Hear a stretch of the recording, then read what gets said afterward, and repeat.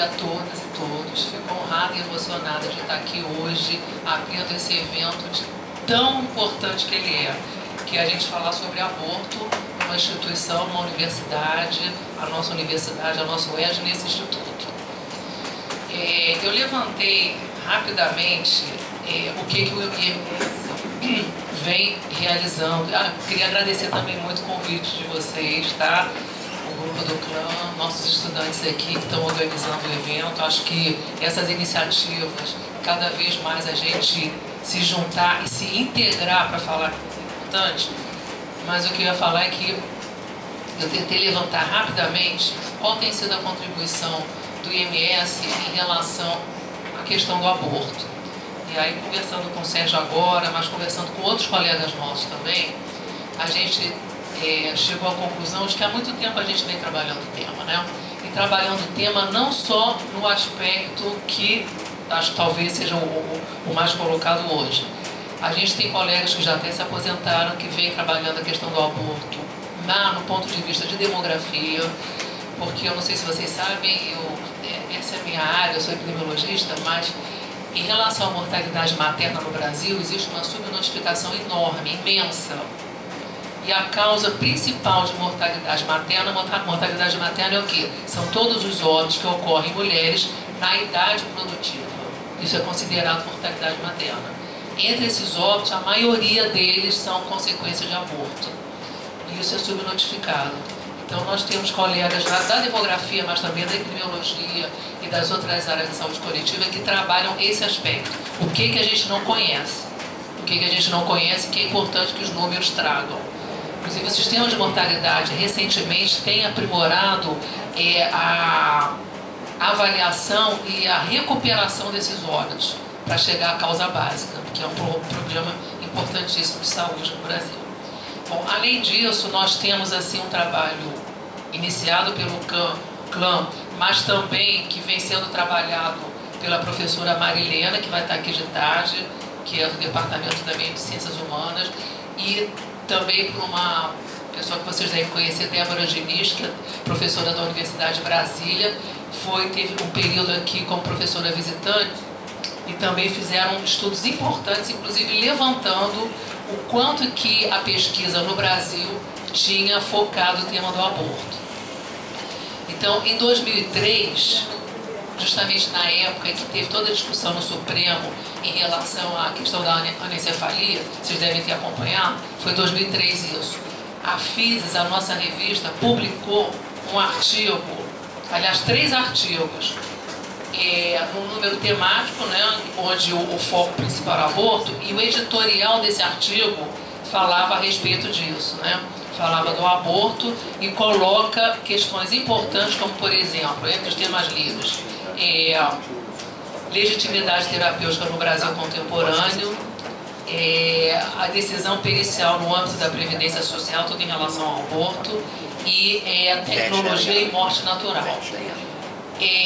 Esse número da Physis temático que colocava essas questões, durante toda a discussão do Supremo, dito pela Débora Diniz, estava dentro de cada pasta ou na mesa dos juristas que estavam discutindo o assunto. Um deles é um professor aqui do direito, que é o Barroso, né, que teve uma posição importante em relação à discussão da anencefalia, mas para mostrar para vocês que a nossa produção é importante. Além disso, o clã também, nessa época, mas já em 2003, discutia as políticas, a legislação, todo o grupo, né, do clã Sérgio, quem mais? Malu, né, Jane, já tinham contribuição, já tinham material publicado em relação a isso, políticas de legislação, isso no início, né, dos anos 2000. Em 2011 teve uma pesquisa importante que é a EXA, né, acho que vocês depois podem falar melhor. Depois, mais recentemente, por conta da questão da Zika, a Zika e o aborto vem sendo trabalhado, e a questão também da epidemia de Zika vem sendo trabalhado por professores aqui do Instituto na parte mais da epidemiologia. Então, para mostrar assim, nós temos nesse período da gente aí de contribuição com essa temática, uma contribuição que eu acho que é importante. Agora, é importante também notar que é uma contribuição que não se descola, não só das práticas de saúde pública, e também do ativismo, da importância da gente levar a questão à frente e a gente não ficar só dentro da nossa sala, só dentro do que a gente trabalha nos nossos artigos, mas a gente ler, a gente ter realmente uma contribuição que possa ter alguma mudança em termos de políticas sociais, em termos de desenvolvimento da sociedade e direitos humanos. Então eu fico muito feliz de estar aqui, eu acho que vocês têm assim um dia cheio com temas muito interessantes e eu acho que a gente fica aberto para a questão e, mais uma vez, parabenizo a organização do evento.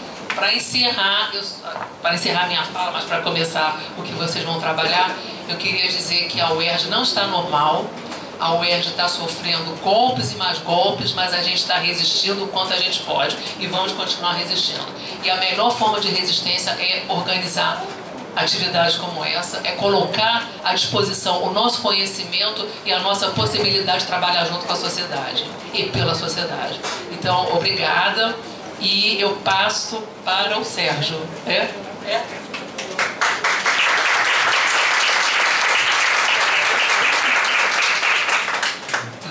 Bom dia. Vou ser bem rápido. A gente não sabia bem para quem passar, porque esse evento tem um caráter muito especial, porque ele é meio que co-organizado. Foi uma iniciativa que partiu da Alessandra, dos alunos, de discutirem essa questão de prepararem um evento comemorativo do Instituto ao Dia Latino-Americano e Caribenho pela descriminalização do aborto. Então, de fato, a gente foi meio que indo a reboque neste momento, nesse evento, desse interesse que eu achei muito legal, que não partiu, né, do topo para a base, mas, enfim, um evento que é partilhado pelos professores, pelos alunos e pelos pesquisadores aqui do Instituto. Isso é bem importante nesse momento, porque quando a gente desanima, de repente, outros cantos tem alguém que se anima e acaba contaminando todo mundo, né? E a gente consegue fazer um evento que, para mim, é muito significativo pelo momento que a gente está vivendo na UERJ, né? Que é um momento absurdo. A gente não sabia nem que os professores decretariam greve quando o evento foi previsto, mas eles decretaram semana passada, mas a gente resolveu manter o evento, né? Inclusive já alerto vocês que pode ter um entre e sai, porque nós temos uma grande assembleia hoje à tarde, né, dos professores. Enfim, o UERJ está nesse momento de decisão se continua ou não em greve, enfim, um momento muito difícil, mas resolvemos manter a discussão aqui, o evento, até por isso que o Ná disse, né, o UERJ está viva de vários modos e eu acho que a gente tem que levar tudo junto, né? Levar a mobilização, levar a greve, mas levar as atividades de mobilização também, né?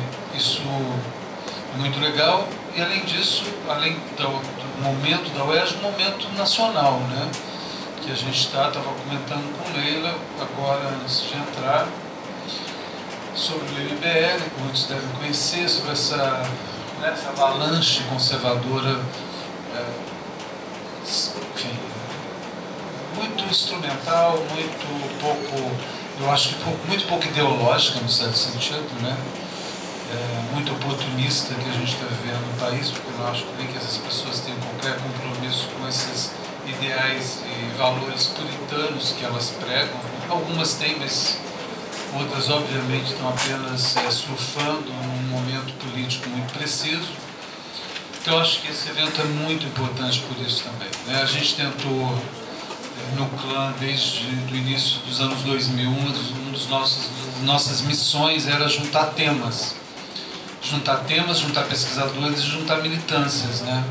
E dos nossos objetivos era juntar as pessoas que trabalhavam com sexualidade, orientação sexual, e pessoas que trabalhavam com aborto, né?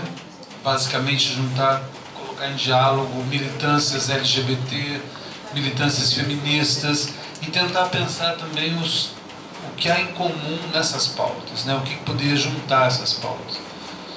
Adiantamos um pouco nessa direção, não muito. Eu acho que as coisas continuam ainda muito separadas, as pautas continuam ainda sem se comunicarem muito. E acho que um dos nossos problemas é justamente esse, né? Não construir essas conexões e pautas mais amplas, mais...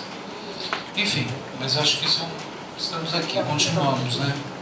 Não, pode ficar pelo menos nessa direção de levar essas questões. É isso.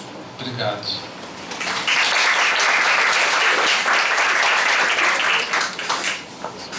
Bom dia a todos e todas.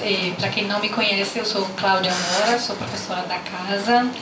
E eu acho que o mais importante nesse momento é agradecer pela presença, pela acolhida da proposta, especialmente para as convidadas, as debatedoras. A gente tem um leque bem interessante de sanitaristas, ativistas, advogadas, pesquisadoras, né? Muitos ângulos pensando no assunto, numa luta que é bastante longa, né? Eu acho que a gente, quando começa a pensar na situação da universidade pública, né, como agora um momento de crise, mas também como um momento de luta, eu acho que é importante se inspirar nesse tipo de movimento de resistência e de persistência, né, por certos valores, como a universidade pública e gratuita, né, de qualidade. Então, gostaria de agradecer à direção do IMS, à coordenação da pós-graduação pelo apoio, e também, particularmente, as discentes que se envolveram com muita criatividade e com muita seriedade na organização do evento, né? Começando pela Alessandra, Viviane, Juliana, Georgia e Maria Leão. E, pessoalmente, gostaria de dizer que uma coisa que acho que mantém a universidade viva é a possibilidade justamente de encontro e de diálogo entre discentes e docentes. Não que seja contra a greve, etc. Eu acho que o diálogo é possível e a articulação é possível estando normal ou na normalidade. E eu acho que ainda é mais importante nesse momento de anormalidade, né? Então, acho que é importante frisar que é justamente nessa sinergia, nesse diálogo, nesse encontro, nessa preocupação compartilhada é que surgem, então, esse tipo de propostas, né? Só para ampliar um pouquinho o que a Gurná e o Sérgio colocaram, hoje a gente vai ter um espaço bem especial para ouvir um pouco como é que foram os desafios, né, da pesquisa coordenada pela professora Maria Luísa Raiborn, que se denominou Heterossexualidade, Contracepção e Aborto. Também o professor Rogério Assis participou dessa pesquisa. Gostaria de passar um slide, Viviane, por favor. Só lembrando que os resultados dessa pesquisa, que foi uma pesquisa sobre a experiência, né, do aborto e as trajetórias anticonceptivas de homens e de mulheres de 4 capitais na América Latina, né, Buenos Aires, Montevideo, Rio de Janeiro, Bogotá. Os resultados dessa pesquisa estão publicados na revista do CLAM, Sexualidade, Saúde e Sociedade. Então, quem veio também porque está, né, mapeando o tema, trabalhando no tema, acho bom dizer que boa parte dos resultados dessa pesquisa estão no número 12, justamente do ano 2012. Né? Também no site do CLAM, né, para quem ainda não deu uma sondada, tem uma aba que tem uma série de perguntas e respostas sobre os procedimentos para o aborto legal, né, nos casos em que é possível no Brasil. Né? Acho que é uma fonte importante que precisa ser citada. Enfim, tem uma lista de presença, talvez vocês sejam inseridos no newsletter do site. Né? E no marco do site, como um projeto de extensão daqui do IMS, acho bom lembrar que no ano passado tivemos a oportunidade de trabalhar em coalizão com organizações da sociedade civil, e aí eu acho que é importante lembrar, junto com o CEPIA, o Instituto Anis, a Agência Patrícia Galvão e a ONG Gestos, para produzir conteúdos que problematizassem como é que a mídia estava abordando a questão da Zika e do aborto. Então a gente teve uma experiência muito interessante durante uns 8 meses, né, durante o pico da epidemia, em que a gente correu atrás ou de entrevistas ou de produção de conteúdo, tanto sobre o cenário da epidemia no Brasil quanto nos países da América Latina. Então a gente teve uma equipe mínima de comunicação que fez uma cobertura para a região. Então eu acho que, só para começar a aquecer a conversa, eu vou colocar alguns dos recados ou dos aprendizados que nos deixou essa experiência no website. Bom, nós começamos esse projeto com uma entrevista, né, com a Débora Diniz, né, por motivos óbvios. E o que ela insistiu desde o início é que, dadas as poucas informações sobre as consequências da Zika em relação à formação, né, à gravidez o desenvolvimento dessas crianças, era muito importante ver se aquilo representava uma janela de oportunidade justamente para rever a legislação nos países afetados pela epidemia, né? E essa janela de oportunidade, então, se apoiaria no argumento de que seria importante considerar o sofrimento das mulheres grávidas naquela época, que não, e ainda hoje, eu acredito, não tinha informações suficientes sobre o que fazer diante de uma gravidez numa região onde a epidemia estava no seu auge. Também foram feitas entrevistas também com outras ativistas. Ela é colombiana, minha conterrânea, Cristina Villarreal, onde também foram colocadas algumas questões que são chave hoje em dia para pensar tanto o aborto quanto a anticoncepção.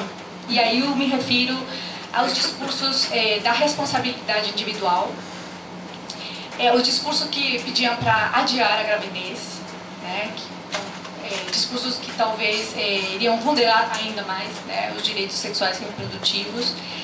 E o outro ponto que levantou, enfim, esse projeto é como as desigualdades regionais contaram muito em relação a essas certas restrições em relação aos direitos sexuais e reprodutivos, né?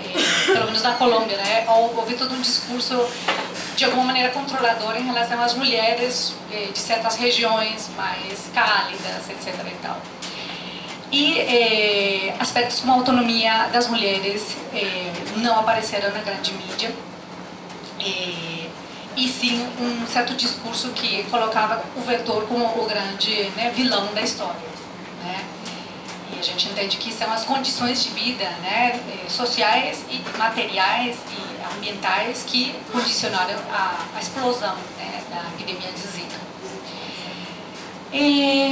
Enfim, eu acho que por último, e aí eu, enfim, passo a palavra para a Alessandra, foi bem importante divulgar ou replicar alguns estudos que nos ajudaram a entender como é que a epidemia reverberou na procura do misoprostol, né? Então, tivemos acesso a uma pesquisa que analisou o banco de dados de uma ONG holandesa chamada Women on Web, né? Onde se constatou que o pedido do misoprostol disparou, especialmente nos países que tinham uma legislação mais restritiva em relação ao aborto. E aí os países onde mais aumentou essa procura foram justamente Brasil, Venezuela, entre outros países. Então, enfim, eu acho que inspirados um pouco na história dessa luta e nesses debates mais recentes, que a gente quer, então, aproveitar esse dia, que é de comemoração, mas é isso, é para lembrar o que está posto como avanço, mas também como retrocesso, né? E obviamente, como na agenda dos pesquisadores, pesquisadoras e dos ativistas. Então, Alessandra, a palavra já fica com você e aí já podemos começar a entrar já.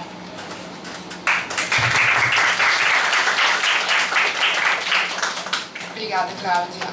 Eu sou a Alessandra, eu estudante aqui da casa, do doutorado, e queria, sobretudo, agradecer aos professores para o apoio, a força e o entusiasmo que eles nos dão assim, nesse momento, que é muito difícil para a escola pública, é muito difícil estar sem salário, e E, além disso, eu estive semana passada num encontro nacional sobre aborto em Belo Horizonte.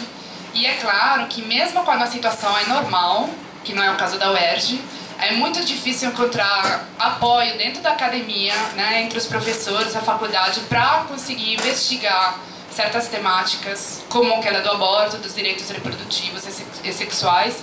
Então é ainda mais importante agradecer as pessoas como Sérgio, Cláudio, Kunai e os professores que estão aqui, porque não só eles continuam estando presentes e dando os apoios, mas também nos permitem de fazer um evento como esse, que, enfim, não é uma coisa que acontece em todo lugar. Então eu queria muito agradecer. E também queria agradecer as companheiras, colegas que ajudaram, assim, nada se faz sozinha, e a gente decidiu decorar a sala e foram um pouco assim inspirados pelos movimentos, e então foi feito assim à mão pela gente, é bem simples, mas e como se trata do dia, a gente quis comemorar o dia 28 de setembro, que foi semana passada. Tiveram muitas manifestações, né, aqui no Rio, no país. É um dia de luta, né, um dia que comemorar uma luta pela legalização. E também no Brasil se trata de um marco histórico, né? O 28 de setembro é também o dia que foi aprovada a lei do ventre livre. Então se trata de um dia muito importante, e por isso a gente pensou num evento de mobilização. É um dia que também lembrasse as lutas que estão sendo feitas. Fora, na entrada do auditório, é presente uma linha do tempo, e vocês vão encontrar os avanços e o retrocesso. Só para lembrar que mesmo se a gente está num momento muito difícil de ataques e de golpes, etc., tivemos também muitos avanços. Tem muitas pessoas lutando, muitas pessoas né, tentando de reagir com força. Então é preciso também lembrar isso, que estamos juntos também. E então é isso. A gente pensou de começar falando de 2 casos latino-americanos, e vocês podem também encontrar aqui as bandeiras de todos os estados da América Latina, com atrás da legislação de cada estado, em caso vocês tinha interesse em saber um pouco mais, porque às vezes a gente não sabe o que acontece nos outros lugares. E na América Latina, na América do Sul, desculpa, só Uruguai, Guiana Francesa, né, permitem o aborto sem restrições. Então a gente vê que é uma luta juntas mesmo com os outros países, e por isso a gente convidou Catalina León, doutoranda da UF, colombiana, que vai falar do caso colombiano, e Jimena de Garay, que é doutoranda aqui da UERJ, da Psicologia Social, que vai falar do caso do México, que também é bem interessante. Então é isso.